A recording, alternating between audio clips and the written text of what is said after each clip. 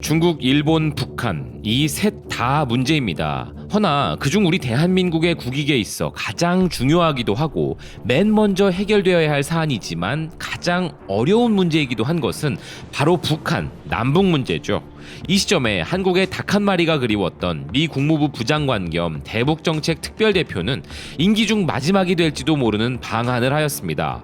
집에 돌아가서도 해먹을 정도로 닭 한 마리를 사랑하는 그는 단골 닭 한 마리 집을 통째로 빌려 동맹에 대한 예우를 다하는 우리 정부의 외교, 대북 관계자들과의 만남으로 매우 바쁘게 방한 일정을 소화할 예정인데요.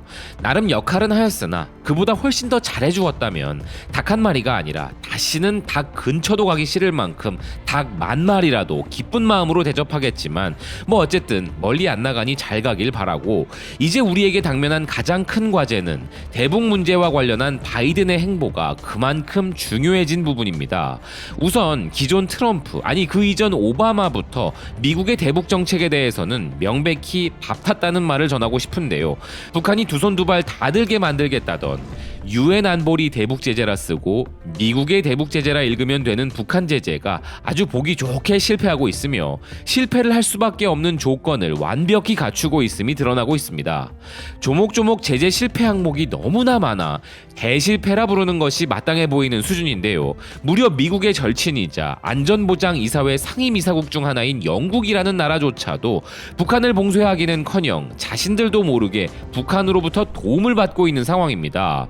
영국의 가디언에 의하면 영국이 비밀리에 북한 노예 노동력을 사용하는 공장으로부터 개인 의료 보호 장비를 조달했으며, 조사 결과 영국 정부의 보호 장비를 공급하는 중국의 장비 공장이 유엔 제재를 위반하고 있다는 증거가 발견되었다는 것인데요. 밝혀진 증거에 따르면 영국 정부는 수백 명의 북한 여성들이 현대판 노예 제도를 조건으로 비밀리에 일해온 중국의 공장에서 개인 보호 장비를 조달했다는 것인데, 구체적으로는 영국의 보건사회복지부에서 발주한 수십만 건의 보호복이 중국 단둥에 위치한 북한의 노동력을 사용하는 공장에서 생산되었다는 것입니다. 3개월간의 조사 결과 북한의 노동력으로 생산된 개인 보호 장비가 미국, 이탈리아, 독일, 남아프리카 공화국, 일본, 필리핀, 미얀마는 물론 어쩌면 우리 한국에까지 넘어왔다는 근거가 있다는 것인데요. 이곳에서는 주로 여성으로 구성된 북한 노동자들이 쉬는 시간도 아예 없는 지속적인 감시 속에 하루 최대 18시간을 일하고 있고 공장을 자유롭게 떠날 수도 없는 처지에 있다는 것입니다. 그리고 그 여성 노동자들 임금의 70%를 북한 정부가 가져간다 기사는 전하고 있습니다. 이뿐만이 아닙니다. 미국의 월스트리트 저널은 북한과 은밀한 무역 거래를 해왔던 중국이 이제 밀수 활동을 숨기려 하지도 않고 있다는 미국 관리들의 말을 전하고 있는데요. 이제 중국은 북한에 대한 국제 제재를 점점 더 많이 어기고 있으며 북한이 트럼프 행정부의 압박을 견디는 것을 돕기 위해 중국은 더 이상 밀수 활동의 일부를 숨기지 않고 대놓고 북한과 무역을 하고 있다는 것입니다. 월스트리트 저널이 입수한 미 정부 위성 사진에 따르면 지난 1년 동안 북한 국적의 선박들이 중국의 닝보, 저우산 지역으로 대량의 석탄을 수송했으며 중국 국적 화물선들은 그동안 북한 남포항으로 이동해왔다는 것이 확인되었다는 것인데요. 이에 대해 중국 외교부 대변인은 미국이 제재 위반 혐의를 묻자 이를 일축했으며, 미국은 중국이 국제적 의무를 이행하지 않고 있다는 거짓 비난을 하는 대신 북한과의 회담을 진전시키고 북한이 팬데믹 영향에 대처할 수 있도록 더 많은 일을 해야 할 것이라고 반박했다는 것입니다. 이런 중국과 북한 간의 불법 무역은 바이든 행정부의 특별한 도전을 제시한다는 기사는 바이든 행정부는 오랜 동맹국들뿐만 아니라 중국과 더 긴밀하게 협력해서 북한의 비핵화 목표를 추구할 계획이라 밝힌 점을 보도하고 있는데요. 알게 모르게 서구권 국가들을 비롯한 많은 국가들이 팬데믹 관련 개인 의료보호 장비들을 중국에 의존하고 있는 가운데 그것들은 북한 인민들의 강제 노동으로 생산되고 있었고 또 그걸로 북한 정부는 수익을 챙기고 있었으며, 중국은 이제 아예 대놓고 북한과 무역을 하고 있는 이 상황에 국제적 제재라는 것이 과연 무슨 의미가 있는지 회의적일 수밖에 없는 것입니다. 또한 중국의 협력, 과연 그것이 중국의 국익에 부합되는가 하는 의문이 있는 것이 문제인 것인데요. 이 문제를 논함에 있어 가장 먼저 비난받아 마땅한 것은 물론 중국입니다. 당연히 비난을 받아야 하죠. 그렇지만 중국이 그렇게 할 것이 것이라는 것을 몰랐던 사람은 아무도 없을 것입니다. 그에 대한 정확한 대책도 없이 중국이 부디 제재를 잘 지켜주기만을 물 떠놓고 기도한 것이 아니라면 말입니다.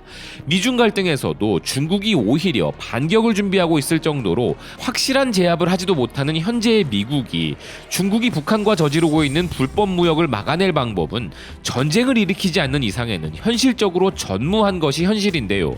더군다나 중국은 북한을 적극적으로 돕는 것이 아니라 죽지 않을 만큼 숨통이 끊기기 전까지만 지원을 하는 잔인한 짓을 하고 있고, 이렇게 시간이 가면 갈수록 중국에 대한 북한의 의존도가 더욱 높아질 것이 당연하며 월스트리트 저널의 기사에서처럼 중국의 협력 없이는 북한에 대한 통제가 점점 더 어려워지게 되는 이 상황에서 바이든 행정부에 북한을 협상의 대상으로 생각하지도 않는 참모들이 참여하게 된다면 더욱 걱정이 커지는 부분입니다. 아닌 말로 오바마 시절의 전략적 인내는 지금 도리어 김정은이 하고 있다고 해도 과언이 아닌 상황인데요. 그것은 아무리 힘들어도 미사일을 언제 쏘는 것이 가장 유리한지 나름 계산을 하고 있을 것이기 때문입니다. 안 그래도 이와 관련되어 사태의 시급성을 강조하는 주장들이 미국에서도 나오고 있습니다. CNN은 바이든 정권은 대북 문제에 있어 다자 동맹을 통한 전통적 방법으로 문제를 해결하고자 하고, 트럼프의 요구로 인한 한미 동맹의 긴장 상태를 완화하는 것도 포함되는데, 트럼프 행정부 관리들이 인정하듯 현재 북한은 트럼프 취임 당시보다 더 많은 핵 프로그램의 발전을 이룬 상태라는 기사는 실제로 북한은 기본적으로 세계의 모든 곳을 공격할 수 있는 능력을 가지고 있음을 증명했다는 제임스 매티스 국방장관의 말을 전하고 있는데요. 또한 현재 바이든 당선자의 외교정책팀은 트럼프가 김정은과 주고받은 편지, 이 러브레터를 통해 김정은의 심리적 부분을 더 연구하고 그의 사고방식에 대해 배우며 통찰력을 얻고자 하고 있으며, 이제 곧 트럼프가 겪었던 도전에 직면하게 될 바이든인데, 차이점은 그때보다 북한이 더 많은 핵무기를 보유하고 있는 점이라 기사는 보도하고 있습니다.